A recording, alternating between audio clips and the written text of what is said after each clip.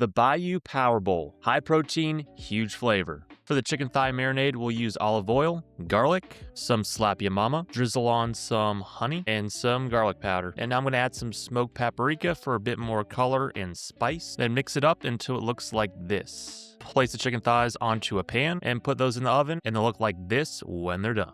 Put them on a cutting board and cut them into cubes, and this will be our protein. Now take 3 sweet potatoes and cube them up, throw them in the oven until they look like this. Black beans into the pot, season it with salt and cumin, and give it a good mix. And now our high protein Cajun sauce, non-fat plain Greek yogurt, light mayonnaise, some Dijon Cajun seasoning, and some lemon juice. Give it a good stir, and that's your sauce. All we gotta do is assemble black beans, sweet potatoes, and the chicken. When you're ready to eat, heat it up for 3 minutes, and then drizzle some of the Cajun sauce right on top. If you guys want more meal prep videos like this, hit the subscribe button, and be sure to check out my other video of a high protein breakfast power wrap, perfect for weight loss and building muscle.